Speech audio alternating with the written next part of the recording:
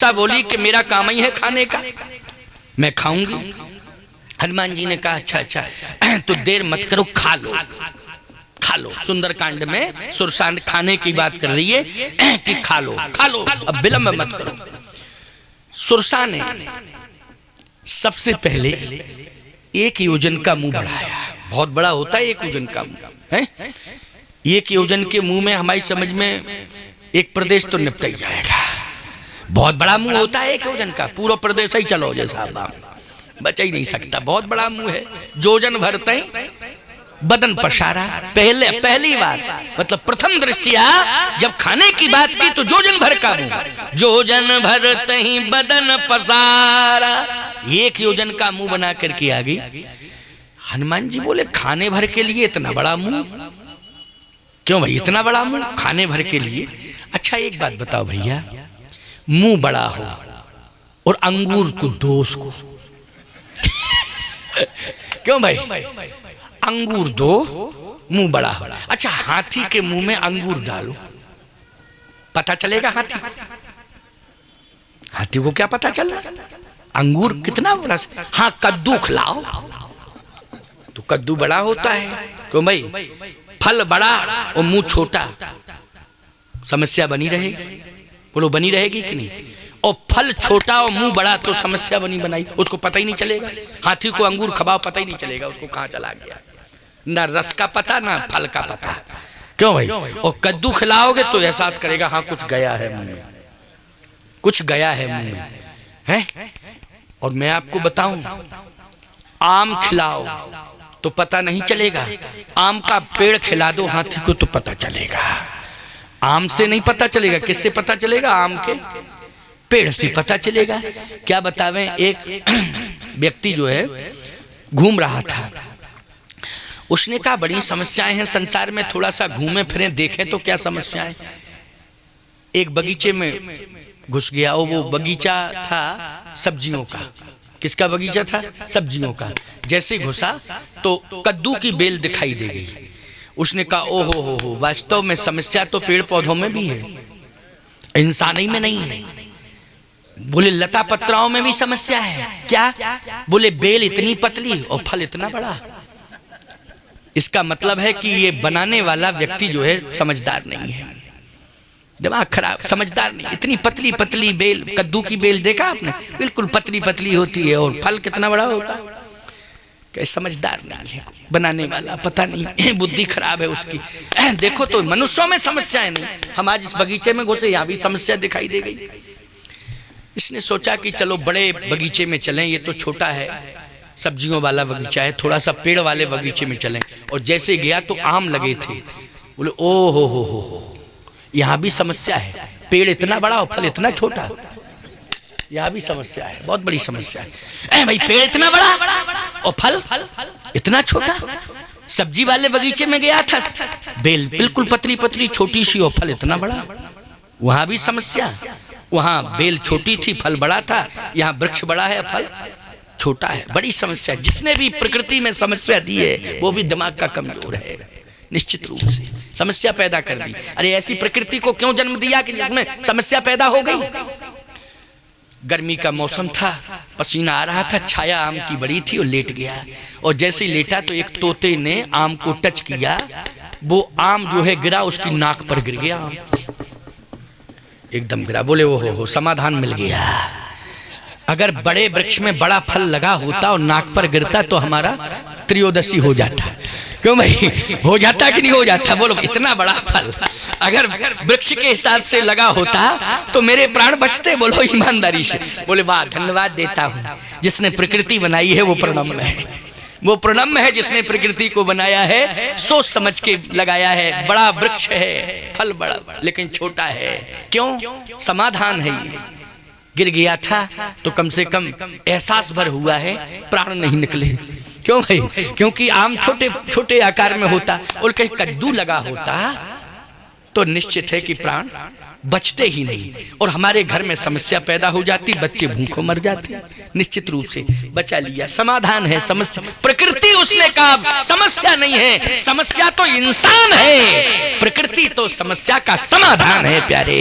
इसलिए प्रकृति से कभी भी समस्या पैदा नहीं होती है, प्रकृति से समस्या दूर होती है। बोलो दूर होती है कि नहीं होती? समस्या जब भी पैदा होती है तब इंसान से पैदा होती है। बोलो होती है कि नहीं होती है? और प्रकृति को इंसान जब छेड़ता है तो वैश्विक महामारी आ जाती है, जैसे कोरोना है, ओमिक्रॉन, जाने क्या क्या तमाम वेरिएंट आए। बोलो आए कि नहीं आए? ये समस्या पैदा कब हुई? जब प्रकृति को छेड़ा गया। इसलिए समझ लेना चाहिए कि समस्या प्रकृति नहीं है, इंसान समस्या है, प्रकृति तो समाधान है। तो हनुमान जी ने कहा कि खा लो, लेकिन हनुमान जी ने सोचा ये खा नहीं पाएगी। कब? क्योंकि मुंह 1 योजन का है, हम 2 योजन के हुए जाते तो कहां से खाएगी?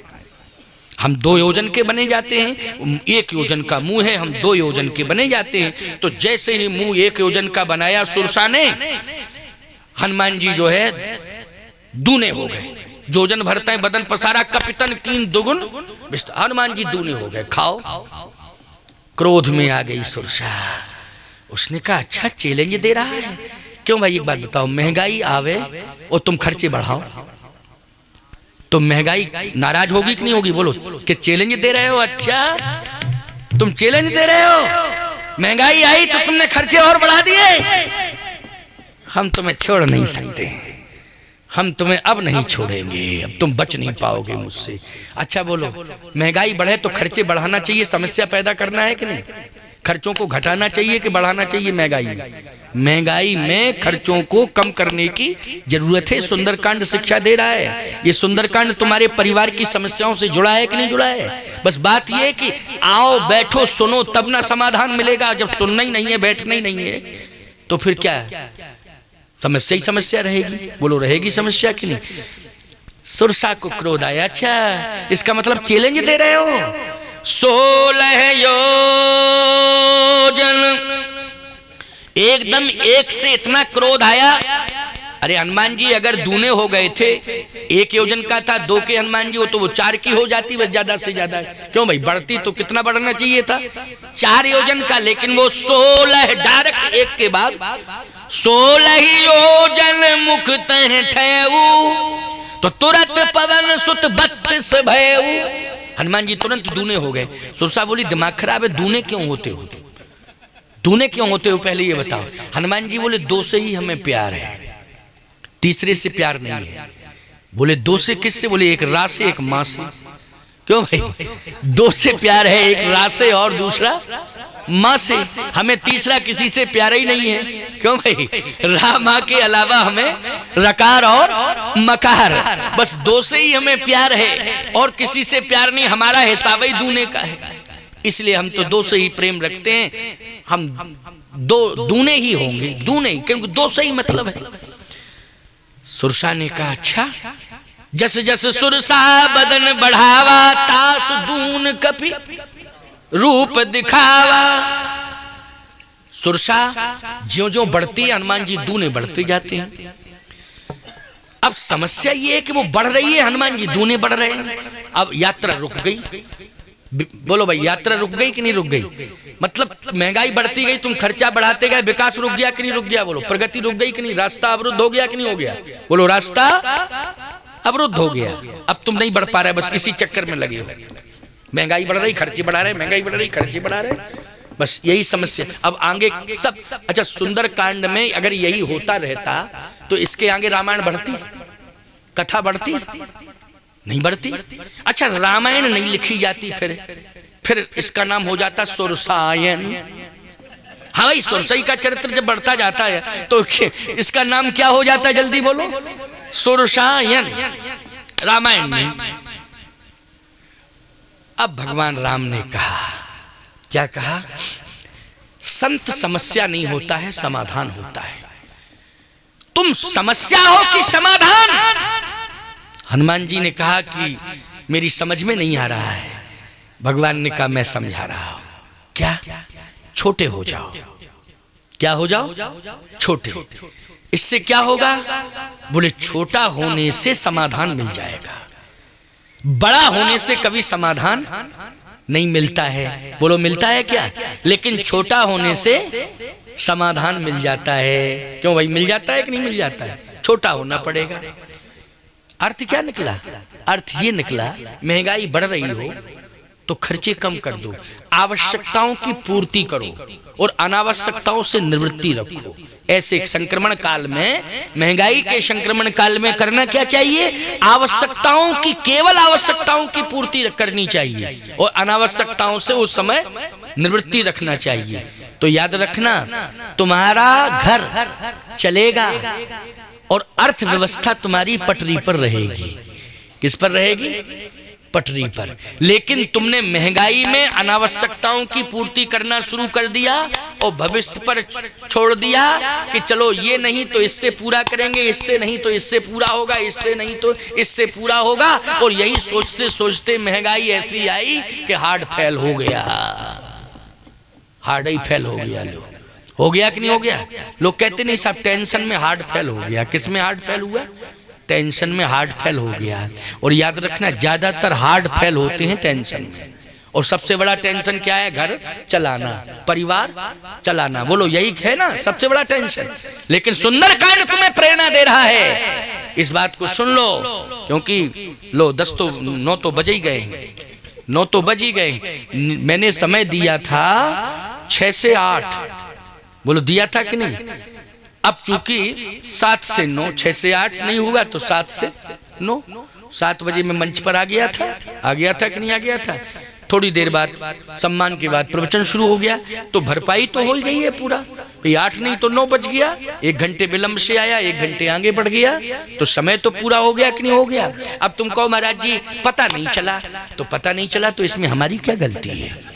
क्यों भाई, हम तो घड़ी के हिसाब से समय देख रहे हैं, वो बोल रहे हैं पता नहीं चला तुमको, तो ये तो तुम्हारी समस्या है। हमको तो पता है, हम घड़ी भी देख रहे हैं, तुम हमें देख रहे हो, हम घड़ी देख रहे हैं कितना बजा है। आइए सुनिए, बड़ी अच्छी बात है।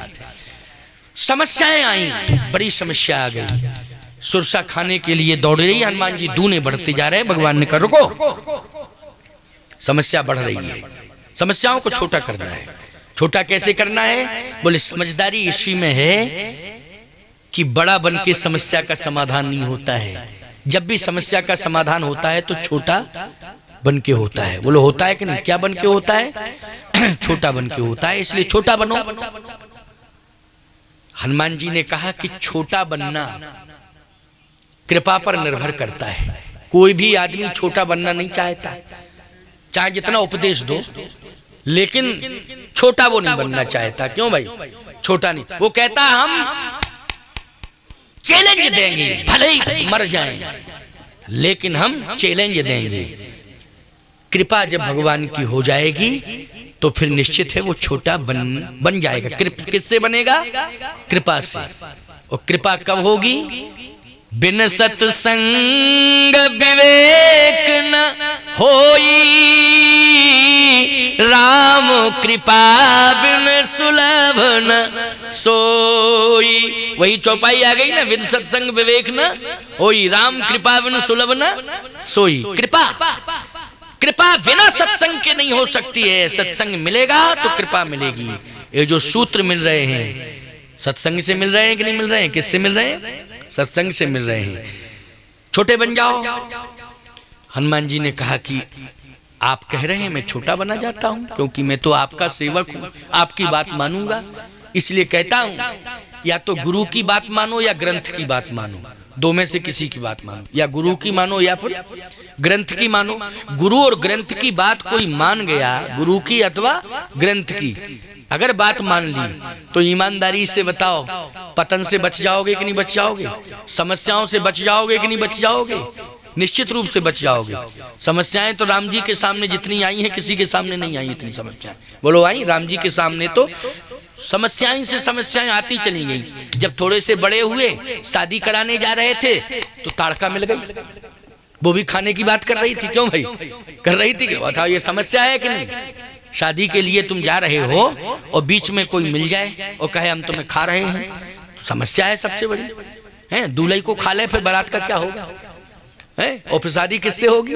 समस्या आई। तो बोलो जन्म से लेकर के और अंत तक समस्याओं से घिरा रहा राम का जीवन। बोलो घिरा रहा है कि नहीं? इधर राक्षसों से लड़ाई लड़ी, उधर गए तो सीता जी बन चली गई वाल्मीकि आश्रम में। बोलो समस्या आई कि नहीं आई? राक्षसों को मार के आए तो एक ऐसी समस्या अयोध्या में आई कि रहा सीता जी को वन भेजना पड़ा, वाल्मीकि आश्रम में भेजना पड़ा। बोलो भेजना पड़ा कि नहीं? ये समस्या आई। और ऐसी चुनौती आई, सबसे बड़ी समस्या कि बाप बेटे में युद्ध की संभावना हो गई। बोलो लवकुश आए और चुनौती किसको दी जा रही थी? जल्दी बोलो, किसको चुनौती दी जा रही? राम जी को चुनौती। बोलो ये समस्या नहीं है कि आदर्श पुत्र जो है अपने आदर्श पिता को चुनौती दें। यदि राक्षसत्व है दोनों में तो अलग बात है, लेकिन दोनों में देवत्व है। श्री राम कैसा कौन होगा और राम की संतान लवकुश कैसा, जहां एक एक रोम रोम में संस्कार महर्षि वाल्मीकि ने दिए हों, और ऐसी कंडीशन के युद्ध की संभावनाएं बन गई। बोलो ये समस्या है कि नहीं?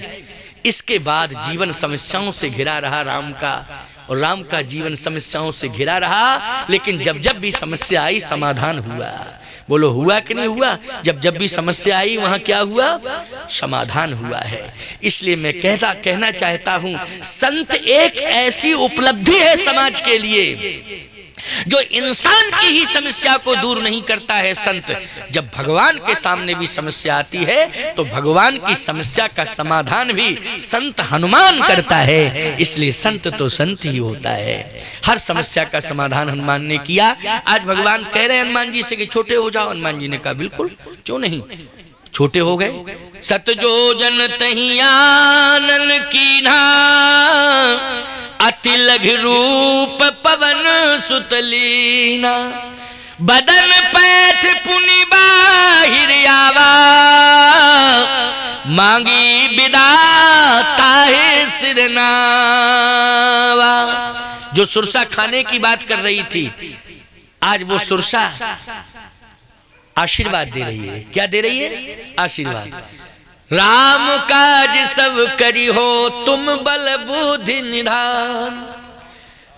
राम काज सब करी हो तुम बल बुद्धि निधान। आशीष दे गई सो हरस चले हनुमान। आशीर्वाद दे करके गई। अब बोलो समाधान हो गया कि नहीं हो गया? जहां खाने की बात कर रही है वहां पर प्राणदान देने की बात कर रही है। आशीर्वाद, आशीर्वाद से व्यक्ति क्या होता है? दीर्घायु होता है। बोलो आशीर्वाद से क्या होता है? व्यक्ति दीर्घायु होता है। दीर्घायु होने का आशीर्वाद दे करके गई है सुरसा। सीधी सी बात यह है, अगर छोटे बन जाओगे, विनम्र बन जाओगे तो आशीर्वाद मिलेगा। क्या मिलेगा? आशीर्वाद मिलेगा। और आशीर्वाद मिलेगा तो कोई समस्या नहीं रहेगी, और आशीर्वाद से हर समस्या छोटी होती जाएगी। एक दिन वो समस्या दूर होती जाएगी। अकड़ोगे मकड़ोगे, अभिमान करोगे तो समस्याएं बढ़ती जाएंगी। और विनम्र होकर के आशीर्वाद लेने की कामना करते रहोगे कि हमें नहीं आशीर्वाद, तो समस्याएं जो रहेंगी वो धीरे धीरे धीरे धीरे दूर होती जाएंगी। समझ गए हो कि नहीं? तो सत्संग से आपको क्या प्रमाण मिला है कि समस्याएं आएंगी, बड़ी से बड़ी समस्याएं आएंगी, लेकिन आशीर्वाद लेने के आकांक्षी बने रहो।